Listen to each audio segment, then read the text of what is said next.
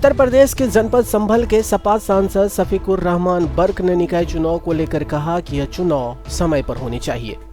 चुनाव को लेकर जो फैसला सरकार को खुद करना चाहिए था, उसके लिए कोर्ट जाने की नौबत क्यों आई। उन्होंने बीजेपी पर हमला बोलते हुए कहा कि सरकार को अभी से डर लगने लगा है कि अगर चुनाव उनके खिलाफ गया तो 2024 के लोकसभा चुनाव में उनकी हार पक्की है। संभल के दीपासराय स्थित अपने आवास पर सपा सांसद शफीकुर रहमान बर्क ने कहा कि यहाँ तो डेमोक्रेसी है, इसीलिए यहाँ वक्त पर सारे काम होने चाहिए। इलेक्शन असेंबली का हो या फिर पार्लियामेंट का हो या फिर निकाय का, ये सभी चुनाव समय पर होने चाहिए। इसमें किसी प्रकार की आनाकानी नहीं होनी चाहिए। जो यूपी में हो रहा है, सपा सांसद ने सरकार पर सवाल खड़े किए कि आखिर इन्हें क्यों कोर्ट का सहारा लेना पड़ा, जबकि इसमें तो फैसला खुद कर देना चाहिए था। उन्होंने कहा कि चुनाव में फैसला तो जनता के वोटों पर है, जनता किसे वोट देगी यह तो जनता ही बेहतर जाने कि वह किसके साथ जाना चाहती है और किसे वोट करेगी। सपा सांसद बर्क ने कहा कि वह चाहते हैं कि निकाय चुनाव होने चाहिए और वह भी समय पर।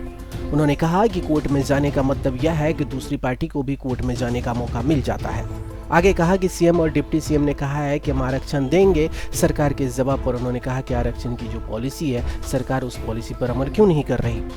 सपा सांसद ने चुनाव कराने की वकालत करते हुए कहा कि चुनाव सरकार अवश्य कराए। वहीं उन्होंने बीजेपी और आरएसएस पर हमला बोलते हुए कहा कि चुनाव कराने पर सरकार के कारनामे सामने आ जाएंगे।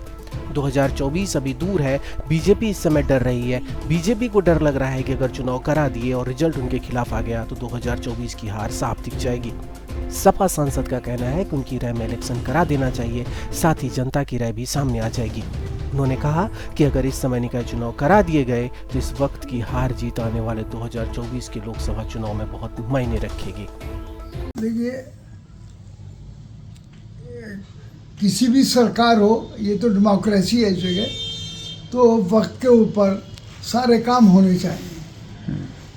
हर चाहे वो असेंबली का इलेक्शन हो, पार्लियामेंट का हो या निकाय का हो, जो भी हो इलेक्शन, तो वक्त पर होने चाहिए। इसमें आनाकानी क्यों है और क्यों इन्हें पार्लियामेंट में जाना पड़ा, तो उसमें कोर्ट के अंदर जाना पड़ा, तो जिसको इसमें तो फैसला खुद ही कर देना चाहिए था कि भाई वक्त हो गया था तो इसका इलेक्शन करा देते। और उसके जो रूल्स एंड रेगुलेशन हैं, जो भी है, बहरहाल अब फैसला तो जनता के वोटों पर है। अब जनता जिसको वोट देगी ये तो वो बेहतर जाने। लेकिन हम चाहते यही हैं, हम भी आज भी यही चाहते हैं कि इलेक्शन होने चाहिए और वक्त पर होने चाहिए तो ज़्यादा बेहतर है।